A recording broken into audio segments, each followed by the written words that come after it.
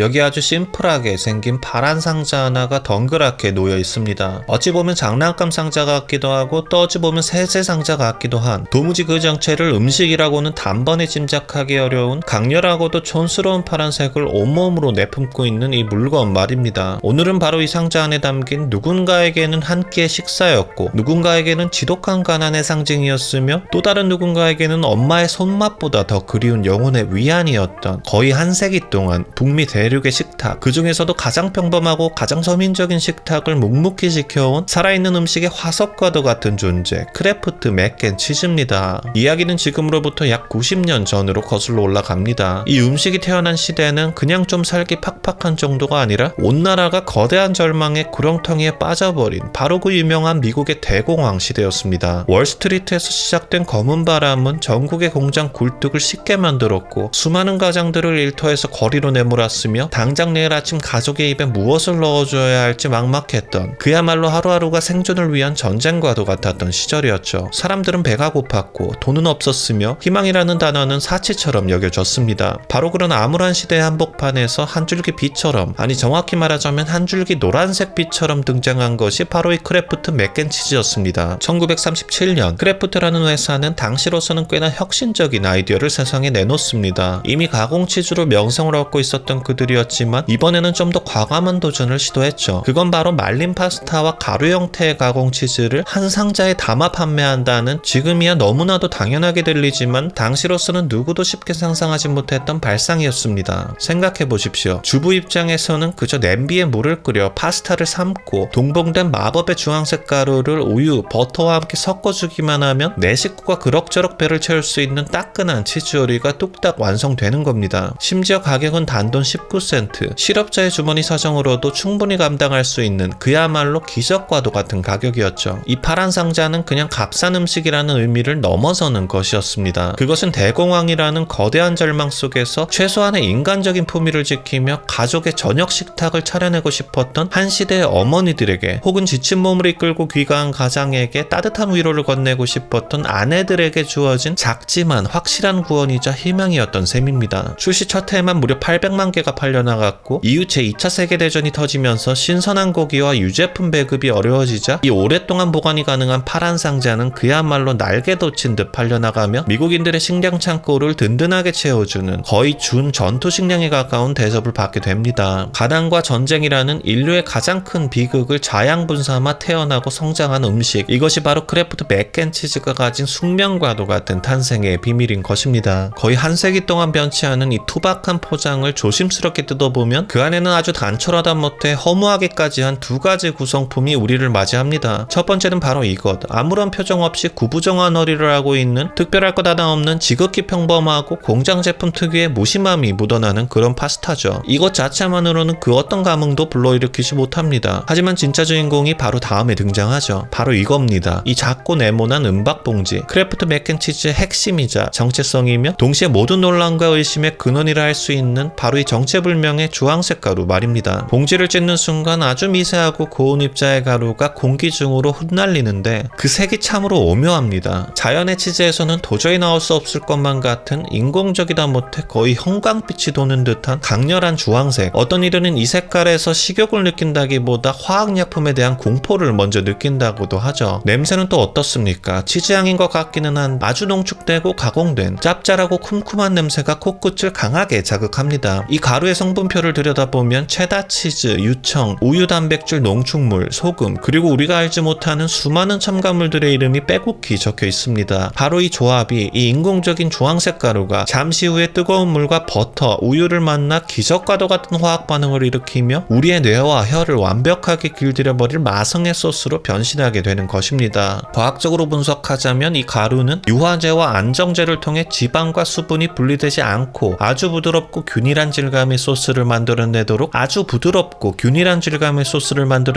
정교하게 설계된 현대식품과학의 결정체라고 할 수 있겠습니다. 중요한 것은 이 가루가 가진 주술적인 힘인 것인데, 팍팍한 현실을 잠시 잊게 해주는 위로의 가루이며 어린 시절의 추억을 소환하는 타임머신의 연료이고, 큰 노력 없이도 최소한의 만족감을 얻게 해주는 현대인을 위한 가장 손쉬운 형태의 행복 버튼이라고 저는 감히 그렇게 부르고 싶습니다. 그릇에 담긴 완성된 노란색 덩어리를 보십시오. 이것 이것은 아름답다고 말하기에는 힘든 비주얼입니다. 오히려 투박하고 거칠며 어딘가 모르게 불량식품의 아우라를 강하게 풍기고 있죠. 포크로 떠올리면 고급 피자처럼 치즈가 실처럼 길게 늘어나는 그런 우아함은 찾아볼 수 없습니다. 대신 마치 접착제처럼 끈적하게 엉겨붙어 올라오는 아주 원초적이고 무자비한 꾸덕함만이 존재할 뿐입니다. 첫 숟가락을 입에 넣는 순간 혀는 잠시 혼란에 빠집니다. 이게 과연 치즈인가 하고 뇌가 질문을 던지는 바로 그 찰나에 압도적인 짭짤함과 말로 설명하기 힘든 인공적인 크리미함이 혀의 모든 미뢰를 강제로 점거해 버리는 것입니다. 이 맛은 미각의 여러 층위를 차례대로 탐험하는 그런 고상한 미식 체험과는 거리가 멀죠. 오히려 이것은 미각의 폭군, 혀를 지배하는 독재자와도 같습니다. 강렬하고 직설적이며 타협이라고는 모르는 맛, 짠맛, 고소한 맛, 그리고 그 모든 것을 감싸는 느끼함의 삼위일체가 입안에서 핵폭탄처럼 터져버리는 것입니다. 부드럽게 익은 마카로니는 거의 씹을 필요도 없이 목구멍으로 스르르 넘어가고 혀와 입천장에는 오직 저 주황색 소스의 잔향만이 끈적하게 남습니다. 그런데 이상합니다. 분명 건강한 맛과는 거리가 멀고 정크푸드라는 오명에서 자유로울 수 없는 이 음식이 왜 사람들에게 이토록 깊은 위안을 주는 걸까요? 아마도 그 이유는 이 맛이 판단을 요구하지 않기 때문일 겁니다. 우리는 이 음식을 먹으며 재료의 신선도를 따지거나 셰프의 기술을 평가하거나 맛의 복합성을 분석할 필요가 없습니다. 그저 아무 생각 없이 어린아이처럼 퍼먹기만 하면 되는 겁니다. 고된 하루 끝에 모든 것을 내려놓고 싶을 때, 복잡한 세상사에 지쳐 아무런 정신적 에너지를 소모하고 싶지 않을 때, 이 파란 상자는 우리에게 가장 손쉽고 빠른 위로를 건넵니다. 그것은 엄마의 따뜻한 품과도 같은 아주 원초적인 형태의 위안인 셈이죠. 비오는 날 눅눅한 이불 속에서, 혹은 시험 공부에 지친 새벽에, 혹은 시련의 아픔으로 텅 빈 마음을 채우고 싶을 때 수많은 이들이 바로 이 파란 상자를 찾는 이유는 바로 그 때문일 겁니다. 이건 혀로 느끼는 맛 이전에 마음으로 느끼는 추억의 맛이기 때문입니다. 대공황의 절박함 속에서 태어나 전쟁을 겪고 베이비붐 세대의 유년기를 함께했으며 이제는 전 세계인의 식탁 한편에 조용히 자리 잡은 크래프트 맥앤치즈, 누군가에게는 여전히 불량식품일지도 모르고 또 다른 누군가에게는 최고의 컴포트 푸드일 수도 있겠죠. 정답은 없습니다. 다만 한 가지 확실한 것은 이 투박하고 인공적인 주황색 음식이 배를 채우는 것을 넘어 수많은 사람들의 지친 영혼을 아주 오랫동안 아주 꾸덕하게 위로해왔다는 사실입니다. 혹시라도 마트의 수입 코너에서 이 촌스러운 파란 상자를 마주치게 되시거든 한번 용기를 내 그 꾸덕한 위로의 세계에 직접 발을 들여보시는 것도 나쁘지 않을 겁니다. 여러분의 혀가 어떤 판결을 내릴지는 저도 잘 모르겠습니다만 적어도 아주 독특하고 강렬한 경험이 될 거라는 거 하나만큼은 제가 보장할 수 있습니다. 안녕히 계세요.